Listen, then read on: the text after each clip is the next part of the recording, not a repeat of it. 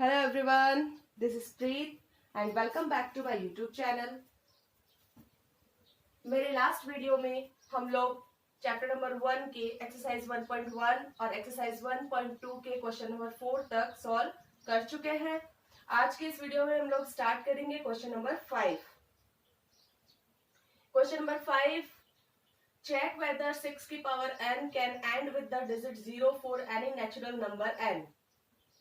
हमें ये चेक करना है कि 6 की पावर n है, क्या उसमें कोई नेचुरल नंबर n जो है, यानी 6 की पावर n में जो नेचुरल नंबर n दे रखा है, क्या वो कभी भी 0 डिजिट पर एंड हो सकता है, यानी क्या कभी उसके लास्ट में 0 आ सकता है या नहीं. तो बच्चों, किसी भी नंबर के अंदर लास्ट में 0 तब आता है जब वो डिजिट या तो 5 से डिविजिबल हो या फिर उसके जो प्राइम फैक्टर हो वो 5 into 2 की फॉर्म में हो.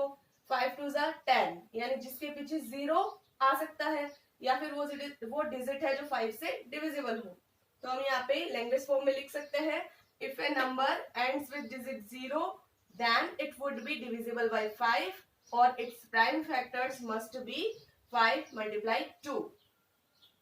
लेकिन अगर हम बात करें 6 की पावर n की, तो 6 के जो फैक्टर होंगे वो होंगे बच्चों 2 मल्टीप्लाई 3. तो 2 मल्टीप्लाई 3 में क्या ये पेयर बन रहा है 5 इंटू 2? यहाँ 2 है बट वहां पे 5 नहीं है, 5 की जगह 3 है, और 2 इंटू 3 6. और ऐसा कभी नहीं हो सकता कि जब 2 इंटू 3 को मल्टीप्लाई करके उसकी पावर लगाए तो उसके एंड में 0 कभी नहीं आ सकता. तो हम लिख सकते हैं 6 की power n can not be and with digit 0 because it's prime factors do not contain pair of 2 multiply 5. तो यहाँ पर जो हमारा जवाब होगा वो नो में होगा कि ये जो एंड है इसका 0 के साथ में बिल्कुल भी नहीं हो सकता है. Question number 6, explain why 7 multiply 11 multiply 13 plus 13 and 7 multiply 6 multiply 5 multiply 4 multiply 3 multiply 2 multiply 1 plus 5 are composite numbers. आपको एक्सप्लेन करना है कि ये जो फर्स्ट वाली डिजिट्स हैं 7 11 13 13 और जो सेकंड वाली हैं 7 6 5 4 3 2 1 प्लस 5, क्या ये दोनों कंपोजिट नंबर हैं, और है तो फिर क्यों? तो इसका रीजन है, पहले मैं आपको ये बात बता दूं बच्चों कि कंपोजिट नंबर्स वो होते हैं जिनके फैक्टर्स 1 से ज्यादा होते हैं, और प्राइम फैक्टर्स वो होते हैं जिनके फैक्टर्स या तो वो खुद होते हैं या फिर 1 होता है.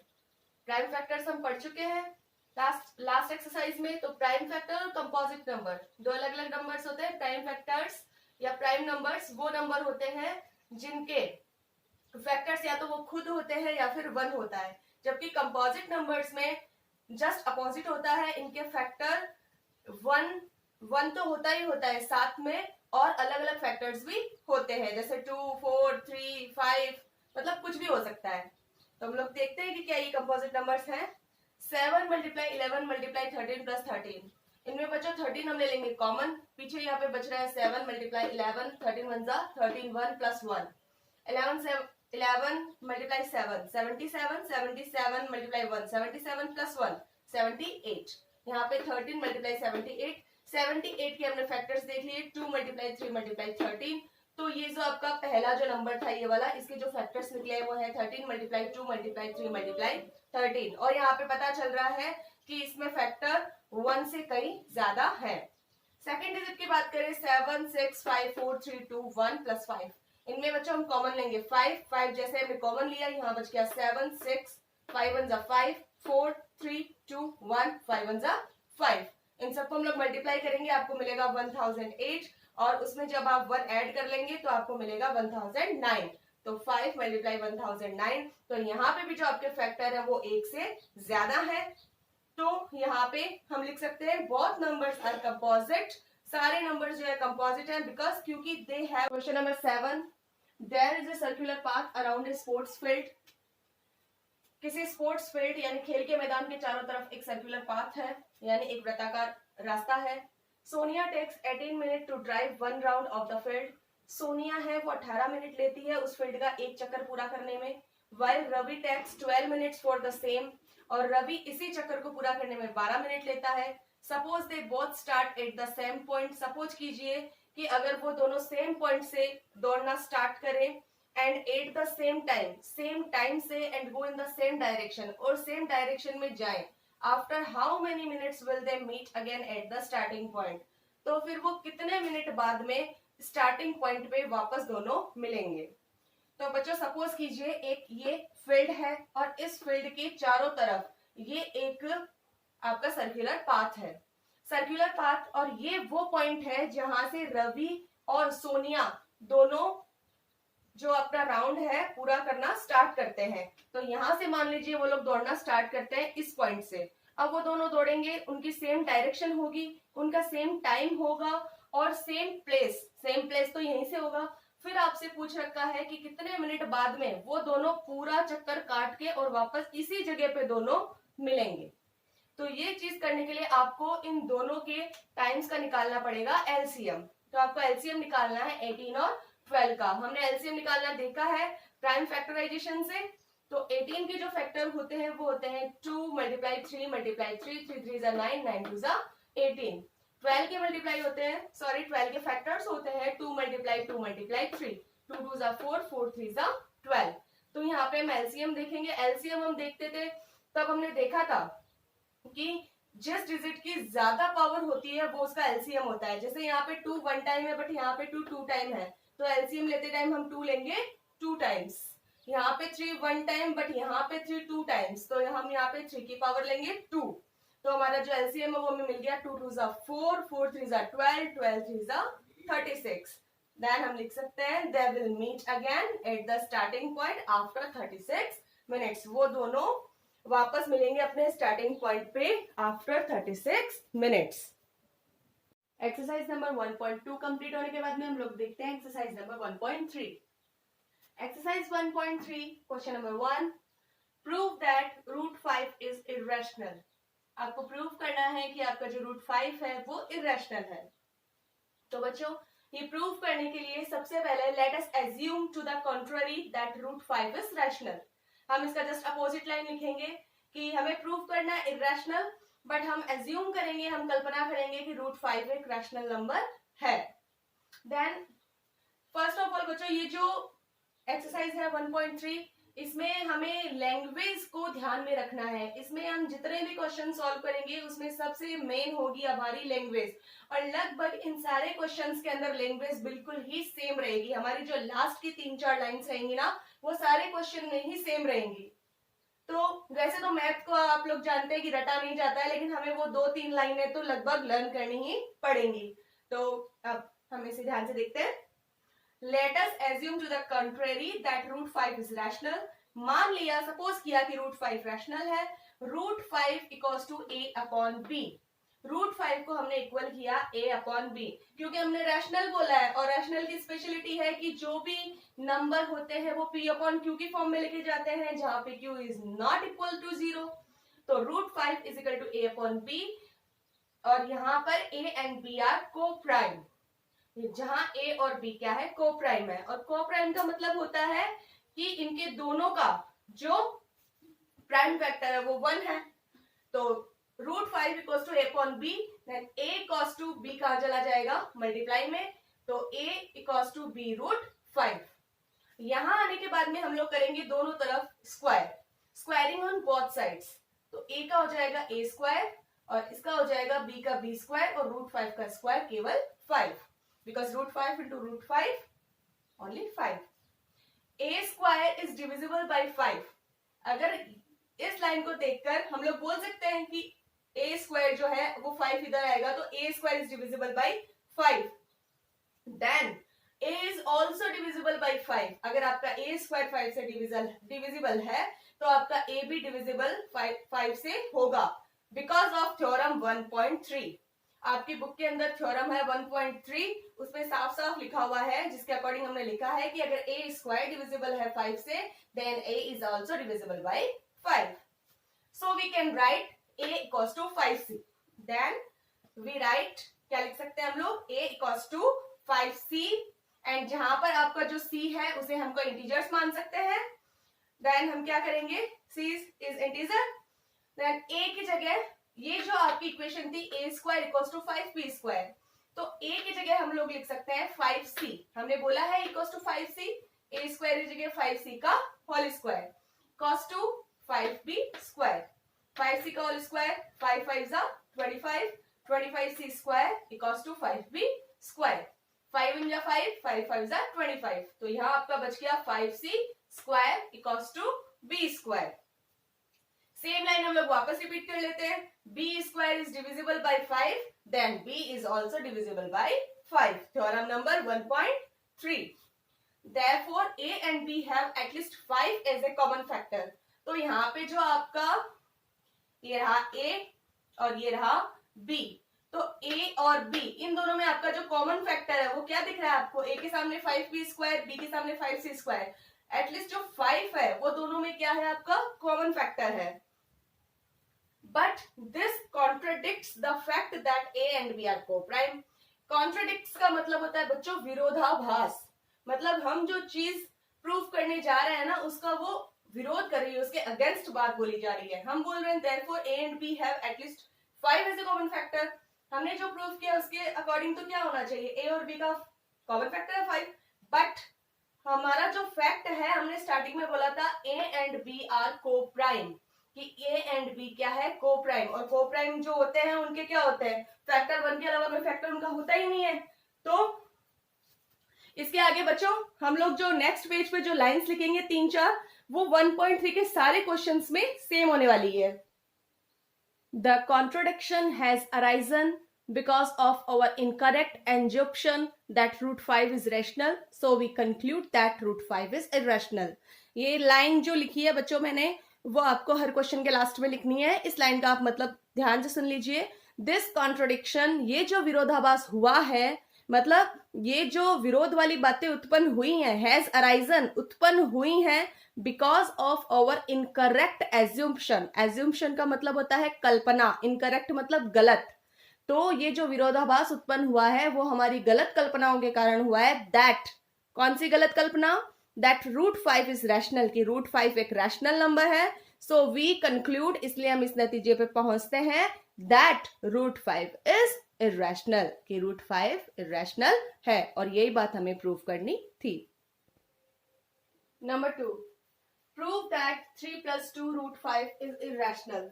इस बार हमें प्रूव करना है कि 3 + 2 रूट 5 इरैशनल है। फर्स्ट लाइन सेम होगी। Let us assume to the contrary that 3 + 2 root 5 is rational. सबसे पहले हम शुरुआत यहीं से करेंगे कि लेट अस एज्यूम, हम लोग कल्पना करते हैं कि 3 + 2 root 5 is rational. Then 3 + 2 root 5 equals to a/b, अब रैशनल नंबर है, सो इसका मतलब है कि a/b की फॉर्म में रहेगा। हम लोग लिखते ही हैं कि जो रैशनल नंबर होता है वो p/q की फॉर्म में होता है। Then a and b are co-prime, and same वो की वो लाइन है कि a और b क्या है co-prime है। यहाँ पे 3 + 2 root 5 equals to a/b, then 2 root 5 equals to a/b, ये 3 चला जाएगा माइनस पे, यहाँ पे आगे जाके एलसीएम हो गया 2 रूट 5 और यहाँ एलसीएम b आ जाएगा और ऊपर आ जाएगा a - 3b। देन रूट 5 यहीं रह जाएगा और 2 मल्टीप्लाई में है तो इधर जाके डिवाइड में चला जाएगा, a - 3b अपॉन 2b, ये 2 कहाँ चला गया डिवाइड में। a and b are integers, जहां पे a और b आपके इंटीजर्स हैं, सो a - 3b upon 2b is rational, और जहां पे इंटीजर्स p/q की फॉर्म में आ जाते हैं वो रैशनल हो जाते हैं। Then a - 3b upon 2b अगर रैशनल है तो इसके इक्वल में आने वाली डिजिट यानी कि root 5 is also rational, but this contradicts the fact is root 5 is irrational. लेकिन फैक्ट क्या है, क्वेश्चन में क्या दे रखा है कि 3 + 2 root 5 is irrational. Then same आपकी वो लाइनें आ जाएंगी वापस लास्ट टाइम वाली। दिस कॉन्ट्रोडिक्शन हैज अराइजन, ये विरोधाभास उत्पन्न हुआ है because of our incorrect assumption that 3 + 2 root 5 is rational, so we conclude that 3 + 2 root 5 is irrational. ये हमारी ये गलत कल्पनाओं के कारण हुआ है कि हमने माना था 3 + 2 रूट 5 इज रैशनल है, बट ये क्या था irrational, so we conclude that 3 + 2 root 5 is irrational। Question number 3, prove that following are irrationals। Prove कीजिए कि आपको जो डिजिट दे रखी है वो सारे irrationals है। क्वेश्चन नंबर 1, 1/√2, यहाँ पे आपको 1/√2 शो करना है कि irrational है। बच्चों यहाँ पे ये ध्यान देना जरूरी है कि ये जितने भी क्वेश्चंस है वो उनमें जो लैंग्वेज है वो आपकी बिल्कुल सेम रहेंगी, बस खाली जो ये इतना सा पोर्शन है वो आपका अलग अलग आएगा सारे क्वेश्चंस में, बाकी आपकी जो लैंग्वेज है वो बिल्कुल ही सेम रहेंगी, इसलिए इसमें ज्यादा डरने की कोई बात नहीं है। तो स्टार्ट करते हैं। Let's assume to the contrary that 1/√2 is rational. Suppose करते हैं कि हमारा जो 1/√2 है वो रैशनल है, then 1/√2 equal to a/b and a and b are co-primes। Okay, ये हम लोग सेम ही लिखते हैं सब में। उसके बाद में हम लोग करेंगे क्रॉस मल्टीप्लीकेशन। क्रॉस मल्टीप्लीकेशन करते ही a√2 इक्वल्स टू b। यहाँ पे √2 a मल्टीप्लाई में है तो इधर आपका डिवाइड में हो जाएगा, √2 इक्वल्स टू b/a। अब आपको ये दिख रहा है कि ये जो है √2 equals to a/b, sorry b/a, ये आपका कौन से फॉर्म में है? p/q फॉर्म में है। a and b are integers, it means in the form of p/q, and p/q की फॉर्म में जो भी आता है वो रैशनल ही होता है। सो b/a इज रैशनल, देन √2 इसके इक्वल है बच्चों, then √2 is also rational, but this contradicts the fact that √2 is irrational. ये लाइन में लिखनी है सब में, लेकिन फैक्ट क्या है कि √2 इरैशनल है। This contradiction has arisen because of our incorrect injunction. ये जो विरोधाभास उत्पन्न हुआ है वो हमारी गलत कल्पनाओं के कारण हुआ है, that 1/√2 is rational, so we conclude that, इसलिए हम इस निष्कर्ष में पहुंचते हैं कि 1/√2 इज इरैशनल। नंबर 2, 7√5, इसमें वही वापस सेम लाइन आएंगी। Let's assume to the contrary that 7√5 is rational. Suppose करते हैं 7√5 एक रैशनल नंबर है, 7√5 equals to a/b, a and b are co-prime। Next ये क्रॉस मल्टीप्लीकेशन हो जाएगा तो 7 into b 7b √5, 7b √5 equals to a, then √5 यहीं रह जाएगा और 7b चला जाएगा आपके डिवाइड में। ये वापस किस फॉर्म में आ चुका है? यहाँ पर p/q की फॉर्म में, p/q की फॉर्म में है, इट मीन्स ये रैशनल है। a and b are integers in the form of p/q, a/7b is rational, then √5 is also rational। बाकी सेम लाइन है, but this contradicts the fact that √5 is irrational। This contradiction has arisen because of our incorrect assumption that 7√5 is rational, so we conclude that 7√5 is irrational। Same to same वही लाइनें लिखनी है, यहाँ पे आपको p/q की form में लिखना है और ये शो कर देना है कि रैशनल है, लेकिन हमारा फैक्ट कहता है कि ये √5 इरैशनल है, और ये हमारी जो गलत कल्पना, ये जो हमारी गलत कल्पना हमने की है उस वजह से ये विरोधाभास उत्पन्न हुआ है, इसलिए हम निष्कर्ष पर पहुंचते हैं कि 7√5 इज इरैशनल। Number 3, 6 plus √2। इस बार आपको बताना है 6 प्लस √2 कि ये आपका जो है irrational है। Let's assume to the contrary that 6 plus √2 is rational। Same line आएंगी कि assume कर लीजिए, सपोज कर लीजिए कि आपका 6 plus √2 जो है वो रैशनल है। 6 plus √2 equals to a/b, a and b are co-prime, then आपका √2 यहीं रह जाएगा और a/b ये 6 चला जाएगा माइनस में, ठीक है, क्योंकि इधर जो आपका 6 है वो प्लस में है, इधर जाके माइनस में। यहाँ पे इसका एलसीएम ले लेंगे, एलसीएम b आएगा, then √2 LCM b, then a minus 6b। Same line again आप वापस लिख देंगे, सिर्फ ये वाला जो पोर्शन है वो चेंज होगा, बाकी सेम लाइन आप वापस लिख देंगे। a and b are integers. Integers का मतलब होता है आपका जो a/b है वो p/q की फॉर्म में है, it means a minus 6b/b is rational, और ये रैशनल है, √2 इसके इक्वल में है, then √2 is also rational, but this contradicts the fact that √2 is irrational. लेकिन हमारा जो फैक्ट है, हमारी जो तथ्य है वो ये कहता है कि √2 इरैशनल है।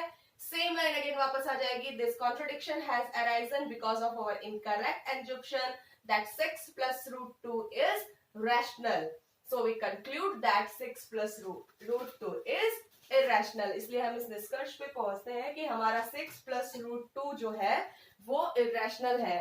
और इसी के साथ में हमारा जो एक्सरसाइज 1.3 है फर्स्ट चैप्टर की वो कंप्लीट होती है, और नेक्स्ट वीडियो में हम लोग आगे के चैप्टर्स देखेंगे। सो अगर आप लोगों को मेरा वीडियो अच्छा लगे तो ज्यादा से ज्यादा लाइक करें, शेयर करें, सब्सक्राइब करें और बेल आइकन प्रेस करें। Thank you.